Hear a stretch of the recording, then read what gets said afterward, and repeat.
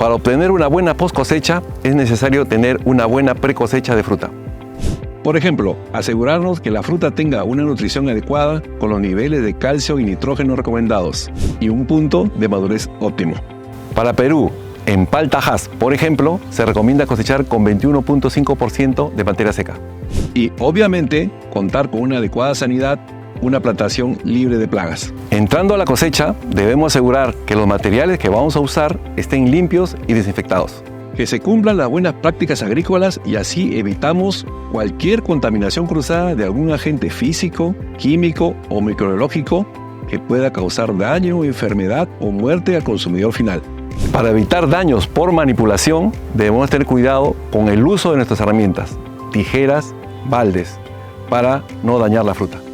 La palta Hass es rugosa y por ende es susceptible a dañarse fácilmente por golpes con otras frutas o una mala manipulación.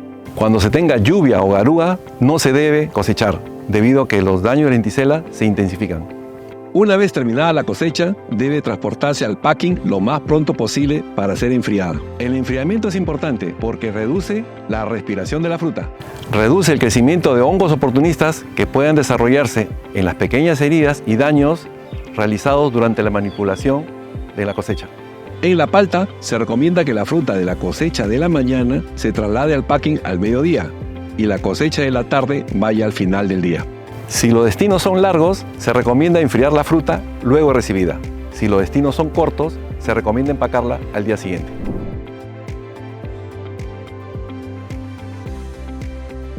Una vez que hemos ingresado la fruta por la zona de recepción en bines o jabas, esta es evaluada por el área de calidad para verificar que se encuentren los niveles de calidad para los destinos acordados. En este punto, SENASA hace inspecciones con el objetivo de encontrar plagas cuarentenarias no aceptables en los países de destino.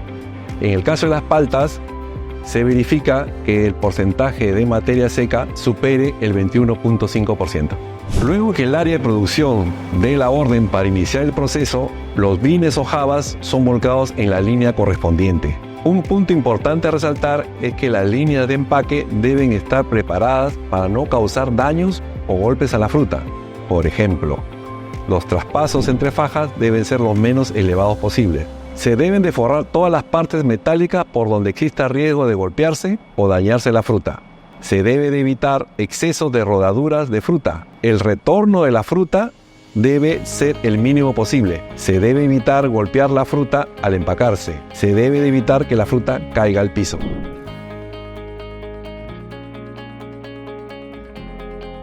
Una vez que ya tenemos la fruta empacada, pasamos al proceso de frío. Para entender el porqué del proceso de enfriamiento, es preciso conversar acerca de la respiración de la fruta. Como cualquier tejido vivo, las frutas también respiran. Y cuando son cosechadas, la tasa de respiración incrementa y contribuye a su madurez final y potencialmente a su senescencia. Según la evolución de la tasa de respiración, las frutas se clasifican en climatéricas y no climatéricas. Básicamente las primeras tienen un aumento exponencial en su tasa. Por ejemplo, nuestras queridas paltas. Entonces, el principio fundamental de cualquier tecnología de conservación es mitigar el aumento de la tasa de respiración de las frutas y extender su periodo de vida o shelf life. Siendo así, el enfriamiento es la tecnología de conservación más conocida y difundida en la industria de productos frescos. El punto de inicio del enfriamiento se da aquí, en el túnel. Aquí, por ejemplo, tenemos un túnel de boca individual donde la fruta se enfriará a 6 grados centígrados. Tenemos que contar con termocuplas que nos garanticen que las temperaturas a las que lleguemos sean las correctas. Si la fruta está alrededor de 21.5 en promedio, se recomiendan temperaturas de 6 a 6.5 grados centígrados. Y si tenemos fruta con mayor madurez, por ejemplo de 24 a 26% de materia seca, se recomienda una temperatura de 5,5 a 6 grados. Saliendo del túnel, pasamos a guardar la fruta en la cámara de frío, donde además debemos tener un control de etileno. Como la palta es una fruta climatérica, responde al etileno. Si la palta percibe el etileno, empieza a generar su maduración y estando en un ambiente frío, entra en estrés, generando daños internos como haces vasculares y pulpa gris. Previo a la carga del contenedor, con la autorización del SENASA, se tiene que haber verificado que la temperatura sea la adecuada, que el contenedor no cuente con ninguna plaga. Se cierra el contenedor y se espera que llegue a rango para salir.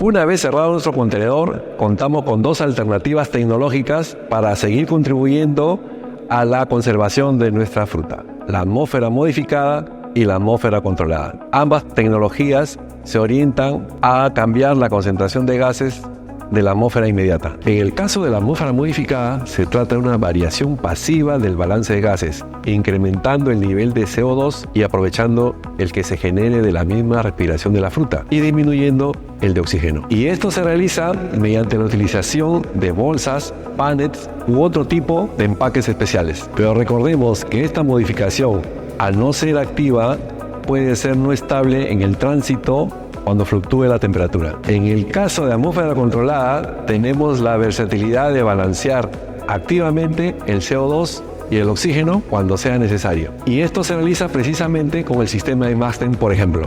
En frutas como la palta, que tienen alta respiración, se aprovecha el CO2 que ya tiene para lograr rápidamente el nivel deseado. Con Maxten, que es un producto que vemos aquí, tenemos un sensor de CO2 y oxígeno con una batería útil de hasta 60 días, con un GPS que transmite información de los gases en el contenedor. Para instalar el Maxten, primero hacemos un leak test o prueba de hermeticidad para verificar que no escapen gases del contenedor. Luego, batería, válvula y controlador son instalados externamente en la ventilación. Finalmente, la cortina es instalada para evitar fugas o pérdida de gas. Y así, con todas estas consideraciones y cuidados, nos aseguramos que nuestra fruta llegue sana y con la calidad de vida a las instalaciones de nuestro comprador y a la boca de nuestros consumidores. Espero que con este video hayas aprendido de los principales factores post cosecha para una campaña exitosa. AgroClub, aprende en el campo.